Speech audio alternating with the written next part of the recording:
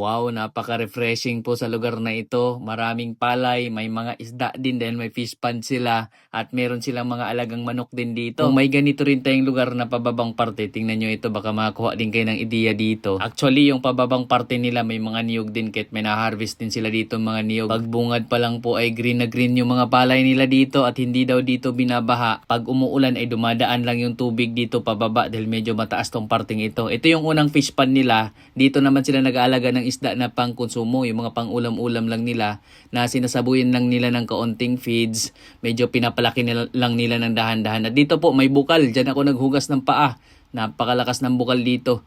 At yung palay po green na green, wow. Kasi dating fish pond din daw ito, yung ibang area, tapos ngayon tinamnan ng palay kaya napakataba po ng palay. Nilagyan din naman ng fertilizer din, so dagdag na sa nagpapataba lalo yung dating palaisdaan. Tapos ito naman yung fish pond na para pangkabuhayan. Ito yung inalagaan nilang isda na pambenta, which is dito kinukompute nila lahat.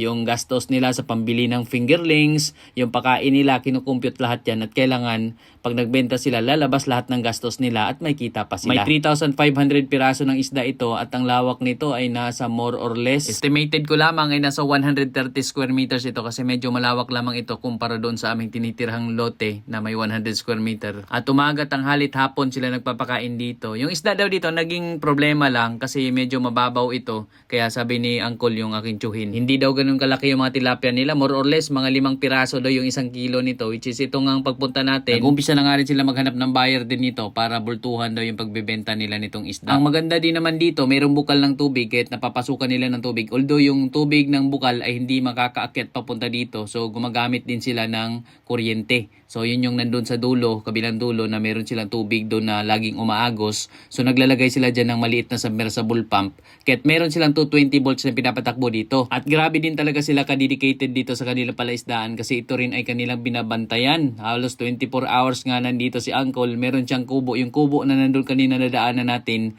doon na siya tumira. Tapos yung pinakabahay nila, nandun pa sa ibabaw na ito. So para lamang mabantayan at may mga ilaw din silang nilalagay sa paligid. Napakalaking advantage nga talaga pag meron tayong fish pond. Kahit nga yung mga simpleng fish pond lang, pang fry bait lang or pang kuhanan lang natin ng pang ulam natin, nakaka-enjoy na yon. So sa amin nga po, para hindi na kami bumili ng fingerlings, nanguha lang kami dun sa mga kanal or dun sa mga sapa, sa mga palayan kasi may mga tilapia naman dyang marami din, yung mga wild tilapia.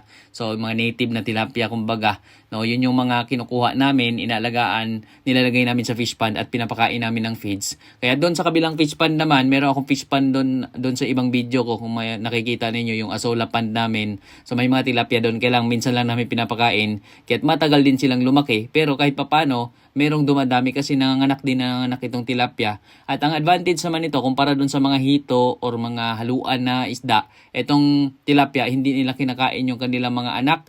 No, kapag hito kasi mahirap din magparami noon kasi kapag nanganak na sila medyo matagal din kasi inaabot din ng taon yung pag-aalaga mo ng hito para maging breeders. No, kapag yun ay nanganganak na may chance na kinakain yung mga anak nila kasi nga kumakain sila ng karne. Kaya pansin nyo mga hito, binibigyan nga yan ng karning manok, no? Mga karning baboy, kumakain yung mga hito kasi sila ay carnivorous na klase ng mga isda. Habang itong mga tilapia ay hindi nila kinakain yung kasama nila. Usually, yung mga kangkong, may mga azola. Doon sa amin, punong-puno ng azola. Yung azola, kinakain nila yon. At kung konti lang naman yung isda natin, ay pwede naman nating bilhan ng feeds.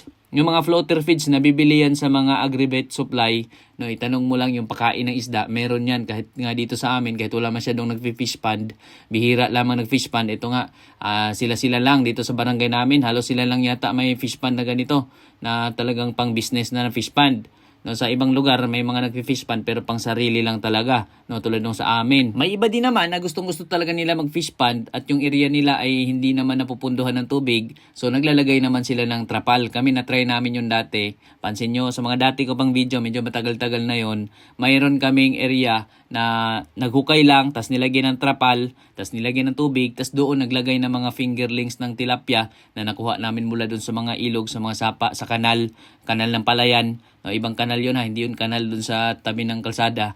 So kanal ng palayan, may mga isdang tilapia kasi nakukuha. So yun yung nilalagay namin doon sa aming ginawang trapal na pond, no? Tapos ayun, napapalaki din naman basta pakainin mo lang, tapos lagyan mo lang din pwede mo lagyan ng asola, lagyan mo ng kangkong sa ibabaw. Kinakain din ng mga isda 'yun, no? Yung mga kangkong, asola, so malaking tulong din 'yun pagdating doon sa mga isda nating tilapia. Yung iba nga banga ang ginagamit nilang lagayan ng mga tilapia, may iba nga yung mga sirang ref. Ayun yung ginagawa nilang lagayan ng tilapia. So may iba-ibang diskarte din. May iba naman simentado talaga yung ginagawa nila para maging lagayan ng mga tilapia. No, may iba naman, pwede nun, kapag simentado na pala, pwede rin mag-alaga doon ng hito. Pero yun nga, yung hito, medyo mahirap din alagaan o medyo mahirap paramihin. Pero kapag nakabisado naman natin yung pagpaparami, ay magiging madali na lang.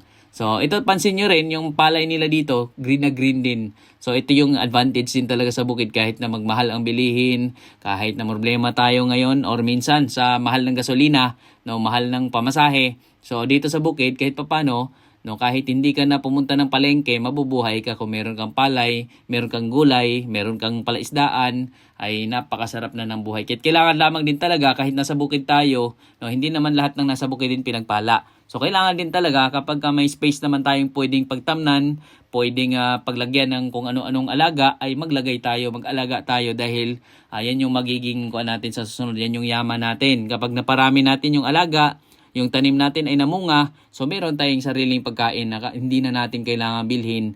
So hindi tayo mamroblema sa pagkain kasi nasa atin na lahat naman ng mga binibenta sa palengke ay galing sa bukid, yung mga binibenta mga pagkain, karamihan, no? Lalong-lalo na yung mga produce na mula sa alagang hayop at doon sa mga tinatanim na mga gulay. At dito banda, ikita natin yung kanilang kamalig. So yan po, nasa tabi lang ng palayan, napaka-presko.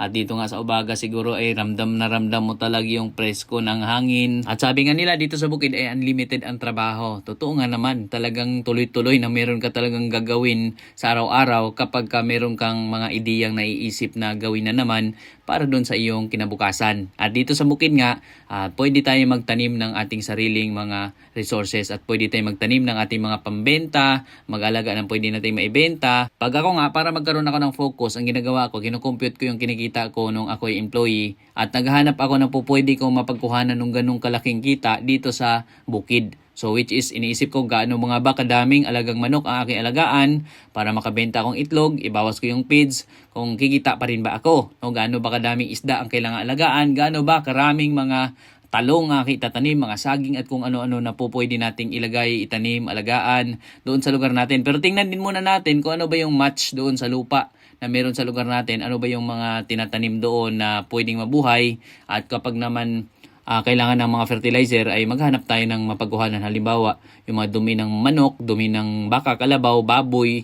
No, yun yung sa amin, yun yung aking target pa ngayon na ating plano. Magtatanim tayo ng mga pitsay or kung ano-ano pa mga gulay. Ang libre natin makuha yung mga pagkain natin at tayo pa nag-alaga, alam natin kung ano yung in-spray natin kasi nakakatakot din ngayon. Minsan yung mga gulay, yung iba baka nasobrahan sa spray na para lamang hindi mapeste yung mga tanim nila. Kaya't maigi din talaga na may sarili tayong tanim na kung konti lang naman yan ay hindi naman mataas ang risk dyan pagdating doon sa mga peste or mga insekto. At ayan pa, tulad nito may palaisdaan. Kahit na pinapalaki mo yan sa page, pwede ka rin mamingwit minsan dyan. Meron pang mga saging na kapaligid, kahit may pang merienda ka na, may kanin ka na, may ulam ka pa. Kaya wag nating hayaan din na nakatiwangwang lamang yung mga bukid natin. Kung pwede magtanim ng saging, kung hindi natin masyadong naalagaan, so tamnan natin ng saging saba. Yung saging saba, hindi naman yan maselan. Kahit itanim mo lang dyan, at linis-linisin mo lang paminsan-minsan, ay okay na yan. Dadami ng dadami yan. Pag namunga yan, tas may tutubo na naman yan ng mga seedling sa tabi. Hanggang tulad niya mga saging nila, tingnan nyo po. Isang tinanim lang yan, tas nagkaroon ng seedling. So, tuloy-tuloy na ang harvest mo. Sa amin nga, may 20 years kaming sagingan. Bata pa lang ako, yun yung kabuhayan ko. Nagbebenta ko ng mga bunga ng saging. Hanggang ngayon ay nakakuha pa rin kami doon ng pangmerienda namin. Kaya sa isang taniman natin, minsan nga sa isang desisyon natin, sa isang ideya na meron tayo, ay grabe kapag inaksyonan natin yan, sobrang tagal pa rin po talaga natin nagagamit yan. Nakaisip tayo mag-fish pond, nakaisip tayo mag-garden, nakaisip tayo na magtanim ng kung ano-ano. Pagdating ng panahon, may aanihin tayo. At ito nga pala yung kanilang ginagamit dito na hose. Nakabaon kasi yung kanilang makina sa ilalim nung simentado kaya hindi natin makita kung ano itsura. Pero yun ay submersible pump na maliit lang. Meron na nga rin ngayong submersible pump na pwede rin natin gamitan ng solar nang hindi tayo gumamit na rin ng kuryente para sa pagpapakit natin ng tubig. No, so itong kanila di kuryente, malaking bagay rin naman. Maliit lang naman daw yung kanilang bayarin, nasa 800 pesos, tatlong bahay daw yung nagkukonek ng kuryente nila. 800 pesos sa isang buwan daw yung yung binabayaran nila. May iba pang mga gamit, may TV, syempre nandyan pa yung mga ilaw, radyo. So yun yung kanilang bill. So okay naman para sa akin kasi 24/7 naman daw yung tubig nilang ganyan, umaagos dyan. Tapos di makina. Pwede nga rin pala yung mga fish pan natin, lalo na kapag ganito, pwede natin palibutan din ng screen or kung anong net na available sa atin para yung mga isda din ay hindi makakalabas. Lalo na pag malakas ang ulan, minsan may tubig din talaga na medyo umaapaw dun sa mga palayan, baka tumalon yung mga isda doon. No, kaya maganda rin na may mga net na nakapaligid or screen para yung isda nandun pa rin. No, hindi sila nakakalabas dun sa ibang lugar. So dito nga pala, napabisita rin tayo dito kasi itong isda nila is for harvest na rin ito. Naghanap kasi sila ng buyer. So sabi ko, video rin natin para baka may meron din maghanap. Kaya kung interested din kayo, naghanap kayo ng isda. Pero ang lokasyon nito, dito ito sa San Antonio, Polanco, Zamboanga del Norte. Sa mga malapit nga rin dito na naghanap ng isdang tilapia. Ito ay nasa 500 kilos daw yung maha-harvest nila dito based sa kanilang estimate. Kasi nga alam naman nila kung gaano karami yung isda. Tapos nag-try sila magtimbang. Nasa 5 piraso yung 1 kilo. Tapos may 3,500 daw ang dami nito. So estimated nila daw is nasa 500 kilos yung pwedeng ma-harvest nila dito sa isdang ito. So pwede na rin naman. No? Malaki-laki din ang gastos nila dito. Hindi ko lang natanong ulit kung magkano yung nagastos nila, nalimutan ko. Kasi binibili nila lahat fingerlings, tapos yung feeds na pinapakain dito. Tapos yun, may kuryente pang ginagamit din dito. So ano naman talaga kapag may pinapasok tayo, kailangan din talaga naka-ready tayo doon sa puhunan. No, para meron tayong magagawa o meron tayong maumpisahan. So sa amin nga, mga manok, konti-konti lang kasi wala tayong malaking puhunan. So ganoon naman tayo, pag nag-umpisa tayo, wala pa tayong puhunan. So pwede naman din mag-umpisa sa maliit lang. No? Kung palaisdaan, manguha ka ng isda doon sa may kanal, alagaan mo, dahan-dahan mo palakihin. Tapos kapag talagang makabenta ka naman, malay mo, pag nabenta mo, makabili ka rin ng fingerlings, may pambili ka rin feeds. So, doon ka na mag-alaga ng mga hybrid naman na mga isda o tilapia. Doon talaga muna tayo sa start small kapag maliit ang ating puhunan. Pero kung may budget naman, ay umpisa na agad yan kung kabisado naman natin. No, lalo na dito, yung tsuhin ko kasi matagal na siya nag-aalaga ng isda. Galing pa siyang Pampanga dati. Doon siya nagtatrabaho. Nag-aalaga siya ng mga tilapia. So, may experience siya. Kaya talagang di sila natatakot mag-risk dito. No, so ayan yung ating simpleng pagbisita dito sa farm ng aking pinsan, sa aking tsuhin. At muli po, maraming salamat po.